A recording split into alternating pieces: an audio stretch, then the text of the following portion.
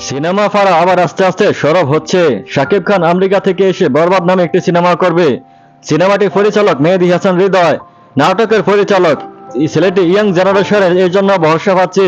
তাছাড়া সিনেমাটি যৌথ প্রযোজনা, সুতরাং কিছুটা ভরসা তো করাই যায়। তাছাড়া শুনেছি সিনেমাটির শুটিং হবে মুম্বাইতে, তবে এর সত্যটা কতটুকু জানা নেই। শুটিং মুম্বাইতে হলেও আর কোনো ধরনের ভরসাহীনতার বিষয় থাকবে না। তবে পরিচালক সাহেবকে উদ্দেশ্য করে কিছু বলতে চাই। শিকারির পর থেকে শাকিব খানের সিনেমা মানে কেমন কেন জানি একটা কমন কমন ব্যাপার হয়ে গেছিল। সেটা হলো শাকিব খানের লুক দিতে হবে খুব সুন্দর করে, আর ইন্ডিয়া থেকে ডান্স ডিরেক্টর এনে সিনেমার গান কয়টা করতে হবে উন্নত, আর বাকি সিনেমার মেকিং, গল্প, স্ক্রিপ্ট, স্ক্রিন প্লে যা ইচ্ছা তা হলে সমস্যা নেই। তুফানের পর থেকে মোটামুটি এই ব্যাপারটা উঠে গেছে। বাংলা সিনেমার দর্শক বাংলা সিনেমার ভরসা পেতে শুরু করেছে। পরিচালক সাহেব বরবাদের পরে এই ভরসা যেন আরো বৃদ্ধি পায়, ভরসা যেন উঠে না যায়। সাকিবকে দিয়ে সিনেমা করলে হয়তো অনেক উপরে উঠে যাবেন, না হলে এত নিচে যাবেন যে আর উঠে দাঁড়াতে পারবেন না। কারণ সাকিবিয়ানরা এখন সমালোচনা শিখে গেছে। সিনেমার মান খারাপ হলে তাকে নিয়ে আপনার নিস্তার নেই। সাকিবকে নিয়ে করতে হলে সেভাবে করবেন যেন তুফানের চেয়ে বড় ধামাকা হয়, না হলে করার দরকার নেই। বিশেষ করে বর্তমান দর্শক অ্যাকশন সিনেমা দেখতে পছন্দ করে বেশি। সেই লুতুপুতু ফিল্ম কাহিনী দিন শেষ, এখন সবে হাই ভোল্টেজ অ্যাকশন সিনেমা। বরবাদ সিনেমার ক্ষেত্রে পরিচালক সাহেবের কাছে কয়েকটা বিষয় আবদার থাকবে।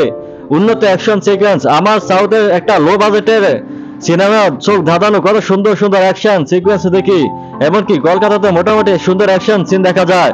কিন্তু বাংলাদেশের সিনেমায় সেই ঘুরে ফিরে একই রকম স্লো অ্যাকশন, লাফ দিয়ে গিয়ে লাথি মারবে এই ধরনের। এই জন্য পরিচালক সাহেবকে বলল সময় নিয়ে কমপক্ষে 2-3 অ্যাকশন সিকোয়েন্স ডিজাইন করবেন, যেন অ্যাকশন সিকোয়েন্স গুলো দেখে চোখ জড়িয়ে যায়।